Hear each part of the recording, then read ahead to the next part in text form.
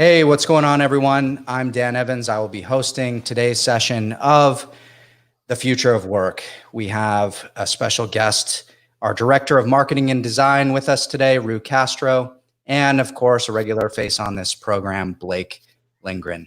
Today, we are going to be unpacking the 40-hour work week. Where is the 40-hour work week going? And what does that mean for all of us? Blake?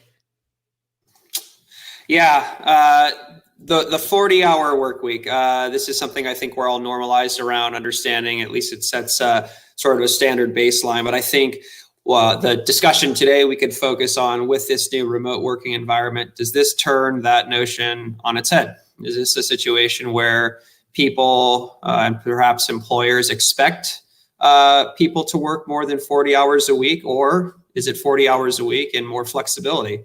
I think those are some of the interesting things. I think that what I'm seeing and what I'm hearing anecdotally is that maybe people aren't working 40 hours. They might be working a little bit more because it's a little hard to turn things on and off, or because they have to get some things done. And it's not necessarily about hours anymore. It's about outcomes. But an interesting topic for sure. No doubt about that.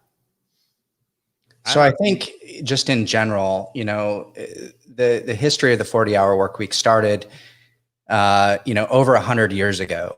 And, I think, things are drastically different now today. And even as you look through regular job requisitions, whether it be, at the lowest levels to the highest levels, most of the time in a job requisition, you'll see, 40 hours work week is required. I mean, is this something that we should be looking at? Is this something that we should be realistic about? Is it something we should even omit from requisitions, especially at the executive levels where perhaps more could be expected of you, or, maybe on some weeks less is expected of you? How does that impact, how we position the 40 hour, how do we position expectations? I don't know. I think this is interesting because I don't know if when Blake mentioned, and I've heard the same thing, is that people are working now more than they did before, which is an interesting take. Because at the beginning of all this, I know that many leaders were concerned that people going home, will they really get their work done? And will they work less? Will you be able to still see productivity? Or was it going to slow down in many ways? So to me, this is an interesting take that now you have individuals who are potentially working more than before. And maybe they're putting in more effort, but are they necessarily working more hours? It's an anecdotal kind of thing. So it's hard to tell. It is. And to your point, right, if you think about the 40-hour work week, it's been like a long sort of journey. I mean, you can go back to the early 19th century. You could see movements in places like, the UK, where they were demanding better working conditions after the Industrial Revolution. You had people that were working on average 6 days a week, up to 16 hours a day. You had child labor laws. And then there was, if you think about it here in the United States, you had presidents at the turn of the 20th century who were running on an 8-hour workday. And I think, you saw players such as Henry Ford, where they instituted some of these things early on as part of our sort of like 20th century industrial revolution. So the difference between then and now is what we've seen with technology. We have the ability now with personal computing and computing power to be able to work anywhere in the world. For a lot of us who are fortunate enough to be able to work off of a computer, as long as you've got an internet connection and you have a laptop or a computer, you're sort of good to go. And so I think the question becomes, is this a model that is a little bit antiquated, given the fact that we don't necessarily all have to be in a physical location to work where hours are literally tracked? Now, something that was mentioned a little bit earlier on the executive side of things. So I think, typically senior executives, the 40-hour work week, I don't know if is really a big consideration, right, given the scope of responsibility and the things that they're doing. I don't know of a lot of executives in my experience who are really pushing in an employment agreement to make sure that there's a 40-hour work week. That is sort of not really as, I think, important at that level. But certainly for people that might be a fewer levels down on the ladder, or people, quite frankly, who just have different aspirations or different personal commitments in their life, I do think that's something that we need to look at. And something that we talked about previously was this. Some of the things that are being done with surveillance tools, right? Your employer is watching you. And a lot of that has happened, during this. And perhaps, that's one way of taking a look at productivity and taking a look at hours in the 40-hour work week. But it might also be another way where you can look at it and say, like, well, perhaps 30 hours are getting done what I thought they were doing in 40. And so maybe we can recalibrate a different way. I'd be interested in thoughts on that, though. So I think maybe then should we shift the discussion a little bit? And as a leader, should the focus of keeping track of how much time your employees are putting in change? And should the focus be now the outcomes, what is being produced, and doesn't matter if that person is getting it done in 10 hours or 50 hours? Or do you only care about the outcome, the result? Where is the value? Is the value in the amount of time somebody's putting into the work, or the fact that the work got accomplished? Yeah, I think this is a great contrast between like legacy leadership and new leadership. And the new leaders, are recognizing the challenges that the workers of today are experiencing. I mean, never before have leaders been faced with this challenge of having, to balance multiple things at once. I mean, people are homeschooling their kids. They're having to grocery shop during the day. And maybe that 40 hours or whatever, or however many hours they're working is split up in a different way. And I think legacy leaders may not be as understanding to that, because the expectation may be, if you're working from home, 8 to 5.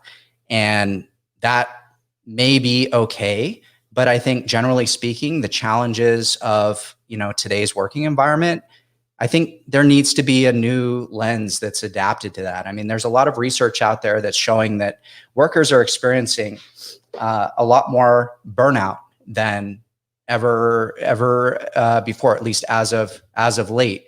And maybe part of that reason this is my own hypothesis, my opinion, is, there's just a lot of competing priorities for our attention. I mean, in general, you've got kids that are popping in to your office. They're needing things throughout the day. You got to stop. You got to make them lunch. You got to make yourself lunch. You've got spousal commitments that you need to honor. And that's, I think, making it more challenging. And that perhaps expands your workday from perhaps 7 a.m. because you need to get up an hour early before your family is up, and you end at 7 p.m. at night. So I think leaders, generally speaking, should have a broadened understanding. The new leaders of today, I think, are understanding those challenges and recognize that when it comes to expectations and setting those expectations for their workers. I think now this opens the door for leaders to take some notes from the technology industry. And what I mean by that, over the years, like working in big tech companies, it was already encouraged for you to feel comfortable doing your job, even if it meant I was going to put a skate park in the office and you were going to have a sleeping pod or whatever might have been. The motivation for all this was I want to make you comfortable so you do your work in any way possible. But it doesn't mean that you have to get it done specifically at this time. As long as it's getting done, if you need to go skate or play video games or whatever it might be, here are a few things to let you have fun at work per se. But it kind of breaks that tradition of this traditional way of thinking that we have to work 8 hours a day, 5 times a week. Yeah, industry dependent, of course, but you're right. I think that technology, the tech industry gets a lot of credit for that. You think of the Googleplex and some of these interesting things, the sleeping pods, no doubt about it. It's interesting though, because, Dan, going back to some of your earlier points, this idea of like legacy leadership, I mean, it's interesting because we're operating in this pandemic right now. Things are starting to slowly come back to life. We're seeing it, reading today that all 50 states now are in some level of reopening. And to be very clear, right, like some of these dynamics will only exist during this particular lockdown, right? Assuming a new normal or assuming things get back to normal, it will be a little bit different. You won't necessarily have the kids that you're homeschooling. Maybe your spouse isn't. So those things like that legacy leadership or just leadership through different environments, that's one thing. I do think, though, that there's going to be some like a realignment of the 40-hour work week, or at least how work gets done. And there's going to have to be a realignment around outcomes, not hours. Now, I do think there's a fine balance there too. You know, like this idea that like, yes, at the end of the day, you are measuring outcomes, but you also can't take an extremely long amount of time to get those outcomes accomplished, right? That could show a lot of different things, perhaps a lack of skills, or probably maybe not as good as what you're supposed to be, how you're supposed to be accomplishing those tasks. But I do think this whole idea of outcomes certainly over hours is important. I don't know if that's really debatable. I think a lot of people probably agree with that. I'm very interested though, if you start thinking through the quote unquote 40-hour work week, and I guess we can talk about tech specifically, right? Tech, in a lot of ways, has done quite well during this crisis. In many ways, some are experiencing a lot of turnover and a lot of reduction in headcount. I mean, I was reading today that 56,000 tech jobs have been eliminated since the start of this pandemic, just in the startup community. You've heard earlier this week, Uber has laid off another 3,000 employees. That organization and Lyft has basically shuttered their autonomous vehicle division, a lot of these future bet scenarios. And so, maybe this is a good way to segment and think through, the 40-hour work week, but how do you think about it? Like if you're thinking maybe just about tech, right? So those people in the audience who maybe are sitting in a more specialized role in the tech environment, how do they think about their ability to stay employed? And how do they think about their skill set? And how do they think about continuing to remain relevant? Many of them we're in an enviable position. They have a highly specialized skill set, and they are constantly being contacted for new offers. And it was certainly a buyer's market for them. That dynamic is changing a little bit right now. And so it might be helpful to even change the discussion there, because a lot of us have experience with tech, both on the executive search side. Some of us have actually worked in tech. I'd be interested maybe to sort of pivot in that direction, see what people think about that. Yeah. One thing that I'm noticing is that you have this trend where there's more of a push towards things that are profitable now, like things that are a little bit less risky. The shuttering of autonomous vehicles, or things that are not yet making a company money. I think in the past you saw a lot of really, really talented technology professionals go towards those more innovative companies, those riskier bets. But at the same time, you have all of these companies that maybe are a little bit older in their history, and maybe would have been considered more stale. All of those companies need that innovation, and they need to basically transform their business models. They need really talented product leaders and talented technology professionals that they previously couldn't get, because they just, maybe that pool of talent wasn't interested in working for their company. So I think it's the onus is on them to really pitch the challenge and the appeal of why they should join their company that may have been seen as a little bit stale in the past. And then on the talent side, broaden your aperture a little bit. Look at companies that maybe you wouldn't have even given a second thought to in the past, to say, hey, maybe they've got some really interesting work for me going on. I should try to, broaden my scope and look sort of at those companies that maybe historically they ignored. Really good opportunity, I think, for that market. Yeah, it's pretty easy, I think, if you're a technologist or somebody that's interested in technology, you have your usual suspects. If I'm a product manager, I want to be a product manager for Facebook or Google. And this is in no way to disparage those names, but they're the usual players. But, if you're a technologist, if you're a data science, does it have to be with Facebook? Can you be a data scientist for a large grocery store chain that generates millions of transactions a day, where your skill sets are highly leverageable to help them understand product and assortment?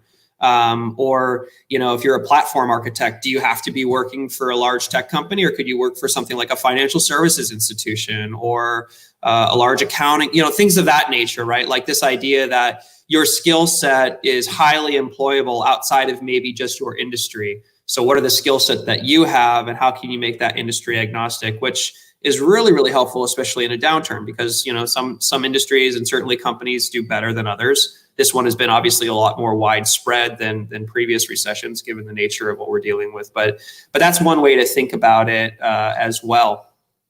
And I think something to keep in mind is that oftentimes some of these, what you may consider a smaller player, can give you a bigger opportunity to really hone your skills or showcase your skills. And I'm talking from experience. I about probably 5 years ago almost, I had to turn down a position for one of the big tech firms that you actually mentioned as a designer. And the reason I turned it down was because during one of my interviews, I was literally told, oh, I don't know if we have room for you to be creative because we already have a process in place.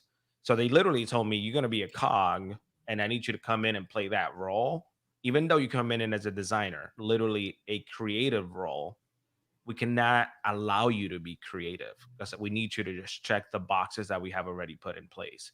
And I think this translates extremely well to different layers of technology. Many engineers and many individuals in these type of roles, oftentimes they're in it because it is created a form of stability, but what's really challenging you and maybe looking at one of these newer, not necessarily newer, maybe an older company per se, but with a more traditional way of thinking, your point of view can now expand your horizon.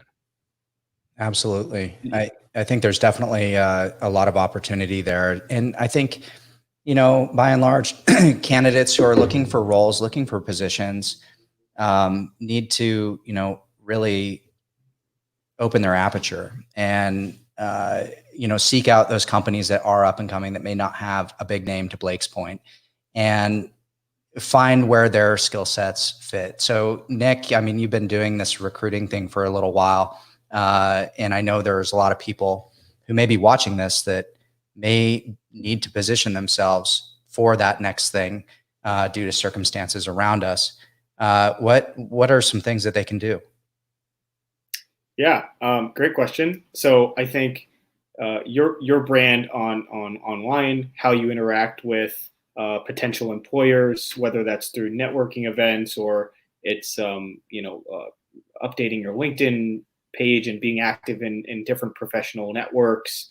I think just having a presence, being a name that is out there and that's having conversations. It's easy to set up a Zoom call. It was maybe harder to attend a networking breakfast or lunch for you, and so take advantage of the flexibility to get out there. And I think get out there with the mindset of learning about the market, maybe learn about a new vertical that you have no experience in, to see whether you can answer for that for yourself, whether your skill sets could translate. Maybe you wouldn't have thought that your data science example, for example, grocery stores and data science, you might not have thought that those two would be intertwined, but after maybe getting exposed to someone in that industry, or you would have that conclusion for yourself. So I'd say scan broadly, but take advantage of this flexible environment and setting up, being able to set up all these calls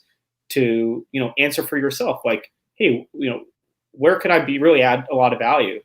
And I feel like the people that really take that proactive approach to do that are going to be set up for success, whether or not they ended up changing their industry. All those learnings, I think, are going to be helpful for them and wherever they either choose to work or remain employed at. So just helpful to scan the market. Yeah, and I think just bringing this full circle, I mean, as part of this goal for this show is to address some hot button issues such as the 40-hour work week. We also don't want to be tone deaf and assume that everybody does have a 40-hour work week. And if we can share some value, like you just did, thank you, Nick, to help those maybe watching this who are looking for their next gig. That's important for us here at N2 Growth as well. And part of this too is reevaluating your priorities too as a candidate. And I would also come at this from the perspective of employer, right? In our roles, we have two distinct audiences. We have the candidates in the market, the executives, right? And we have the employer and the executive team and how they're thinking about things. And so I would attack it. I would say the one thing I'm starting to notice from people in the market is they're being forced in this sort of a situation to challenge and reevaluate their priorities. For instance, let's go back to tech. I think most of us know that the sort of the center of the universe, if you will, for technology is in the Bay Area, the San Francisco area of California. There are some other hotspots and, differing degrees, right? But that is a big area that a lot of people in the tech field see as sort of ground zero for where you want to be. Well, there's some benefits that come with that. There are certainly drawbacks, like everything in life. I think people are also now starting to think about, well, maybe I should reevaluate that. Do I need to be in the Bay Area? Is that the best place for me right now? Is that the best place for future opportunities? And I'm noticing that there are ecosystems in other parts of the country, other parts of the world, where one of their biggest challenges in the past for recruiting top tier tech talent is people weren't willing to entertain a conversation with a future employer or potential employer that wasn't located in the Bay Area. Well, guess what? You've got a couple things going on now. You might not have the plethora of opportunities in the Bay Area. And you're now living in a world where people are increasingly becoming more and more open to remote environments. So as an employer, that's fantastic, because now you're opening up a huge pool of talent that maybe is willing to take on these roles for your company, even though you're not based in the Bay Area. And you have tech employees who might be looking to, make a move or become employed, who maybe are looking at this a little bit differently and saying, well, is that a sacred cow? Do I need to be in the Bay Area? I think even something as simple as that can really help open up a lot of opportunities. Like Robert Frost said, right? There was the road less traveled and sort of thing. And so I think that sometimes that can be beneficial. Obviously, there are a million different things that can go into this. There's family situations. I totally understand that. But I guess what I would say, just at a philosophical level, really reevaluate what's really important to you during this time, because this is really an impetus to be able to do that. And it could change the trajectory of your career for the better. Absolutely. Roo, what do you think?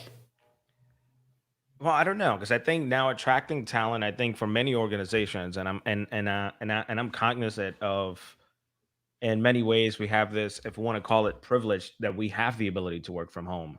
But then I also take into account like my generation and like me deciding to come into growth. And part of the reason why I did was the flexibility to work completely remotely. And now many more employees or potential candidates know that it's now been proven that many of our jobs can be done remotely. And for me, that was a key element of accepting a position. Does this mean that now some employers should start now considering that they may need to think this is a long-term solution in order to attract top talent? Yeah, and I think that's an interesting point you bring up. And that to me as well was a huge green weight for me coming to N2 Growth is working remotely. But I came from a Fortune 100 company that did respect the 40-hour work week. And I knew coming into a company like this, the trade-off would be working more than 40 hours just due to the nature of the role and responsibility. To Blake's point, executives, you just kind of assume that you're going to be working a little bit more. And I think that has been my experience up to this point. But I don't know. It's an interesting dynamic. There's a lot that's been written about this and a lot of experts in this area, but there are a lot of dimensions that one uses to assess fit with an organization, or help make their decision on the organization that they will be joining. And as employers, how you can recruit talent to your organization. There's the fit. How do you see yourself fitting in with the company's vision, their values, their needs, their strengths, their positioning in the market, right? There's the fit. There's the family, right? It's traumatic changing jobs. Maybe traumatic is a little bit of a too strong of a word to use here, but like it's a big change. How do you make sure that you as an employer are thinking through what that would look like for an employee, especially at the executive level, because it could be a make or break decision, right? There's the freedom. Roo, for you, that was one of the things that sounds like it was super important. Like, give me freedom, give me flexibility. A players, they don't like being micromanaged. Freedom can be liberating, and it could really propel your organization for value creation in a way that you wouldn't have accomplished otherwise. There's obviously the sort of the financial aspects, right? There is the money. That's something as well. And then I think something that's often overlooked, a fifth dimension, is fun. You spend a lot of your waking hours doing this and making a life and making a professional career. People want to know, what is it? Why should I do this? Is it enjoyable? What do the people look like? Right. Is the work engaging? Am I making an impact on the world? And so these are the things I think as you start thinking through The 40-hour work week, that certainly fits into that. But like, as you're recruiting, as you're thinking about talent in the market today, like, I don't care what the economic environment's like, pandemic, no pandemic, recession, no recession, bull market, like, these are the things that are constant. And I think people need to keep in mind, both when they're looking at opportunities and certainly when executives are trying to build their team. Absolutely. What's the best I wouldn't even way say to always, communicate but culture? That's one of the things that I've, I would impress upon anyone looking for a new role to really try to understand. And, one way that I've gone about it is, I've advised candidates to ask, give me an example, a real life example that really illustrates what your company is all about, what your culture is all about. And sometimes companies they have tons of those examples because it really is their culture. And other times you can kind of get a forced answer, and sort of that can tell you a lot about, is their culture just, lip service to what they want to put, in marketing materials, or is it actually real? And do they have a lot of examples about how that manifests itself? And so that's one way that I've asked, but I think that's something that you absolutely have to consider, both when looking at opportunities and also when screening for people that will contribute and fit in and also add on to your culture. So I think it's an important element. Absolutely. Curious what you guys think. Yeah. I've seen culture make or break decisions on executives joining companies. Everything can look right on paper, and you get to a situation where they go on site or they meet the team directly. They get sort of that boots on the ground feel, and they're like, oh, actually, you know what? Everything else can work. You could throw as much money as you want at them. And if culture is not there, if that mission, if that vision, if that value fit isn't there, I think smart executives, wise executives, will forego that opportunity, because that's just, you're headed into a brick wall at some point on that one. That's my personal take on it. I think the culture is, it's critical.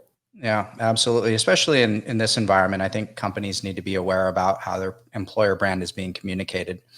And culture is a big piece of that. Quality of life is a big piece of that. Obviously, the amount of hours that's worked in 1 week is a piece of that. And, those forward-thinking leaders are taking all of the environmental factors and circumstances into mind and smartly creating a cohesive plan and implementing that plan to ensure that, their culture remains intact. I mean, there's the old saying out there, people don't remember what you said, but they remember how you made them feel. And this couldn't be even more true in this environment today, is you need to be really aware about how you're treating your teams. Leaders need to be aware and give them the right tools to help them be successful in this environment, and also just be aware of the things that may be going on at home that their team may not be comfortable sharing, to ensure that they're just being sensitive to those things. So any thoughts on that, or what do you think? Well, I think it's going to be hard for many companies to keep their culture remotely. It's going to shift. And I think you have to acknowledge that the dynamics have changed. You're not talking to people face to face. You're technically not shaking people's hands. So some of the things you used to do before to really demonstrate the culture are going to change. So I think now this is a great challenge for leaders to say, if there was opportunities within the culture, how do I take this as a great opportunity to shift it in the direction that I want it to go? Or acknowledge that, hey, this is going to change whether we want it or not. It's either we be intentional or we allow it to happen on its own. Yeah. Main difference is, if you allow it to happen on its own, you don't know what direction it's going to take. But I guarantee you, your employees are having conversations. Your employees, in many cases, are frustrated and they may not come to you. And this can oftentimes just spread quicker than you think, especially because now, like, going to a Slack group and complaining is very, very easy. Sure. It absolutely is. And, Yeah. go ahead. Sorry. Yeah. I agree with you guys. And I think it's, in this environment, it's going to be, you have to do even more due diligence, even more digging as someone to really understand what a culture like it is really all about before making a commitment to join. It's there's probably more people you'd like to talk to, but I think in the process of looking for something, you don't always get the information you want, and you have to make a decision with imperfect information and be used to that. But I think there's something to be said about particular questions you ought to ask. I think you probably ought to want to talk to not just the hiring manager, but people on the team to really fact find and see, like, is what he's telling me, does it align with what his team is feeling too? Just to underscore your point, Roo, that sometimes things don't bubble up to the top, and you want to make sure that before making a commitment like that, you really have the full 360 view. And so, it just sort of reiterates the need to really do your due diligence on companies, on their cultures. And now more than ever, there's resources like, Glassdoor, but there are other resources online that do, sort of impressions about companies. This brings so you two can sort of different get third-party topics real information. quick to mind, and let me know what you guys think. I think the fact that there are so much more talent out there and there's so many more people potentially looking for work, I think that we're going to find ourselves in an interesting situation a year down the road, because I think people are more likely to say yes, even if they don't agree with the culture. Because now I need a job.